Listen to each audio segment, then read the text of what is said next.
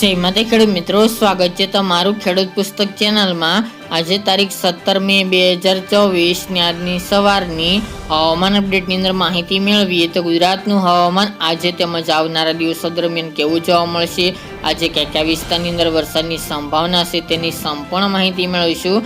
સાથે જ આગામી દિવસ દરમિયાન ગરમી અને બફારાનું પ્રમાણ વધશે, તાપમાન પણ વધે તેવી શક્યતા, સાથે જ પ્રી મોન્સૂન એક્ટિવિટીનો ફરી એક રાઉન્ડ 25 થી લઈને 30 મે દરમિયાન જોવા મળશે તેની પણ અપડેટ મેળવીશું। ચેનલમાં નવા હોય તો ચેનલને સબસ્ક્રાઇબ કરી દેજો અને વિડીયોને લાઇક આપીને તમામ ખેડૂત ભાઈને શેર કરી દેજો। ગુજરાતની અંદર 2-4 દિવસથી ગાજવીજ સાથે અને તોફાની પવન સાથે માવઠાનો માર જોવા મળ્યો હતો, પરંતુ હવે ગુજરાતની અંદર આજથી વરસાદની તીવ્રતામાં ઘટાડો જોવા મળશે।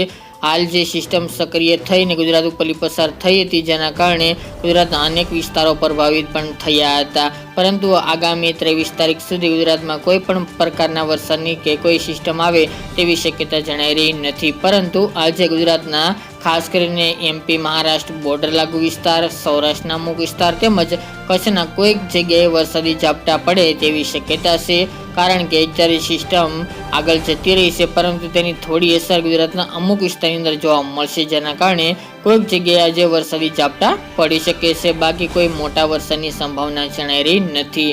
આપણે જણાવ્યા મુજબ કે ગુજરાતના ગમે તે ખૂણે આજે વરસાદી ઝાપટા પડે તેવું અનુમાન રહેલું છે, બાકી 23 તારીખ સુધી ગુજરાતમાં કોઈ પણ વરસાદની શક્યતા જણાઈ રહી નથી। અત્યારે ગુજરાતની અંદર ગરમી અને બફારાનું પ્રમાણ પુષ્કળ પ્રમાણમાં વધી રહ્યું છે।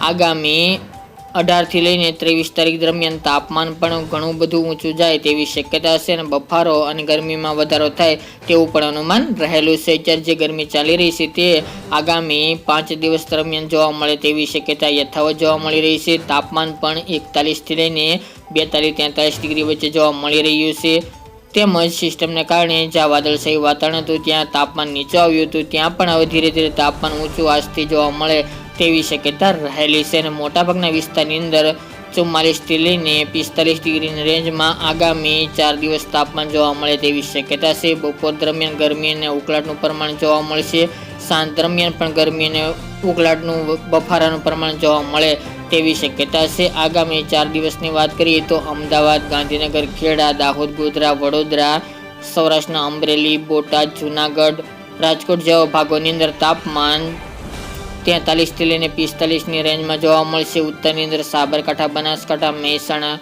ખેડબ્રહ્મા, ઈડર, વડાલી, પાલનપુર, વિસનગર, સિદ્ધપુર સહિતના ભાગોની અંદર પણ 42 થી લઈને 44-45 ડિગ્રી વચ્ચે તાપમાન જોવા મળે તેવી શક્યતા છે અને સરેરાશ તાપમાન 40 થી લઈને 41-42 ની રેન્જમાં જોવા મળે તેવું અનુમાન રહેલું છે। ગુજરાતમાં હાલ જે માવઠાનો માર જોવા મળ્યો હતો અને પ્રી મોન્સૂન એક્ટિવિટી જોવા મળી હતી, જેના કારણે ખેડૂતોના પાકને ભારે નુકસાની પણ પહોંચી છે।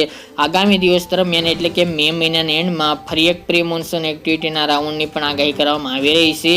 હાલ તેની અપડેટ પૂરતી પ્રમાણમાં નથી મળતી, એટલે તમામ માહિતી ન આપી શકીએ, પરંતુ ગુજરાતની અંદર તારીખ વાઇઝ વાત કરવામાં આવે તો 23-24 તારીખથી ગુજરાતમાં ફરીવાર હવામાનમાં પલટો આવે તેવું અનુમાન રહેલું છે। હાલ પ્રી મોન્સૂન એક્ટિવિટીની શરૂઆત મે મહિનાના એન્ડમાં થતી હોય છે, તે મુજબ ફરી ગુજરાતની અંદર આ વર્ષે પણ પ્રી મોન્સૂન એક્ટિવિટીની શરૂઆત મે મહિનાના એન્ડમાં જોવા મળે તેવી શક્યતા છે। આગાહી મુજબ 25 થી લઈને 2 જૂન સુધી ગુજરાતની અંદર ગમે તે દિવસ દરમિયાન પ્રી મોન્સૂન એક્ટિવિટી અલગ અલગ વિસ્તારની અંદર જોવા મળે તેવું અનુમાન છે।